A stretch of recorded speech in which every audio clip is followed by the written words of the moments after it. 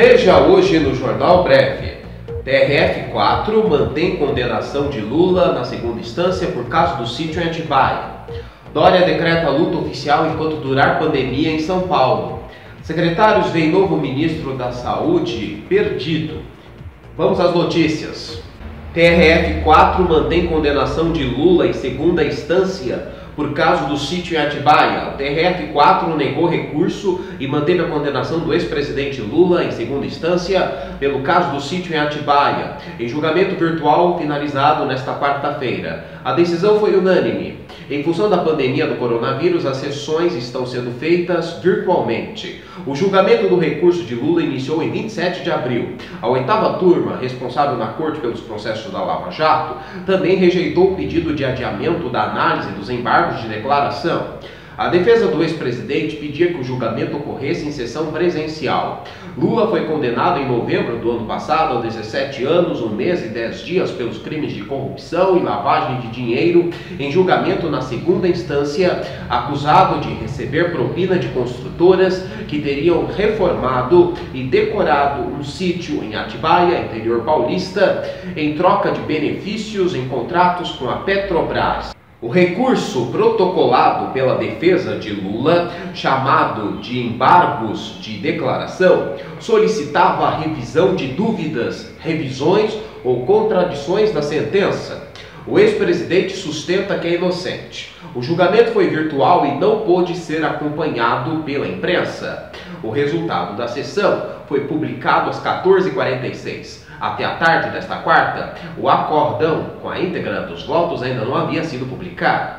Para o advogado Cristiano Zanin, que defende Lula, a manutenção da prisão é injusta e arbitrária. A defesa aguarda a publicação do órgão para definir possíveis recursos. Na primeira instância, o ex-presidente tinha sido condenado a 12 anos e 11 meses. Esse é o segundo processo a que Lula respondeu na Justiça Federal após investigações na Lava Jato. O primeiro foi o caso do triplex, pelo qual foi condenado e preso de abril de 2018 a novembro de 2019.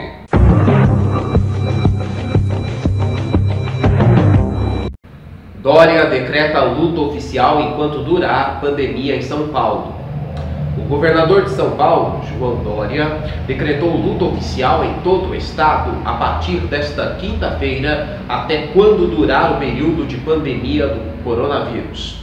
Segundo Dória, o objetivo da medida é lembrar os mortos por coronavírus no estado.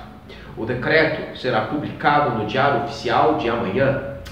Lamentavelmente, ultrapassamos 3.000 mortos com coronavírus, maior volume da história do estado de São Paulo, em circunstância de apenas 60 dias. Em respeito às famílias e amigos desses que perderam suas vidas, amanhã o Diário Oficial virá com decreto de luta oficial em todo o estado, enquanto a crise do coronavírus e a pandemia perdurarem. Será um gesto de solidariedade, disse Dória. Até esse momento, São Paulo tem 37.853 casos confirmados de coronavírus, com 3.045 mortes. A taxa de ocupação de leitos, de unidades de terapia intensiva está em torno de 67,2%, com 86,6% de ocupação só na Grande São Paulo. Há 3.404 pessoas internadas em UTIs em todo o estado com suspeita ou confirmação de coronavírus, além de 5.197 em tratamento em enfermarias. Para Dória, o Brasil deve se tornar o novo epicentro mundial da pandemia, já que o coronavírus está se espalhando rapidamente para cidades menores do país. O país já tem mais de 1.114 casos confirmados de coronavírus, somando quase 8.000 mortes. Secretários veem novo ministro da Saúde perdido.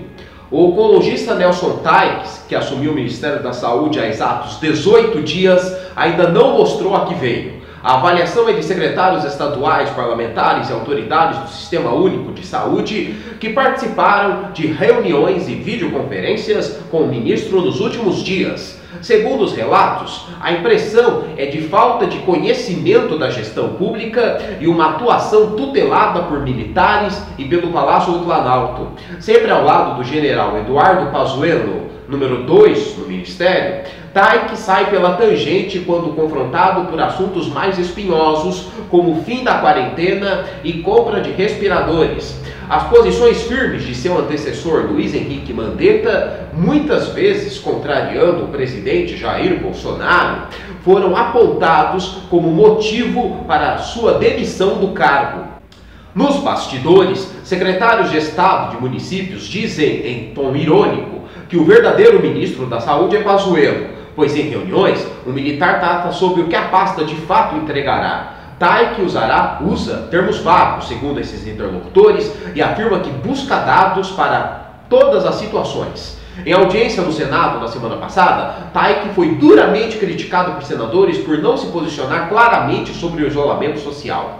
Estou estarrecido, com todo respeito, mas acho que é uma dubiedade séria. Por favor, seja firme e claro nessa posição. Dê o recado à nação como líder da saúde no país. Não pode haver dubiedade, especialmente quando o presidente da República está dando sinais contrários, afirmou Tasso Gereissati. O clima na sessão piorou após o ministro falar em alterar a diretriz de distanciamento social. Após queixa dos senadores, TAIC defendeu-se, dizendo que o ministério nunca defendeu a saída do isolamento.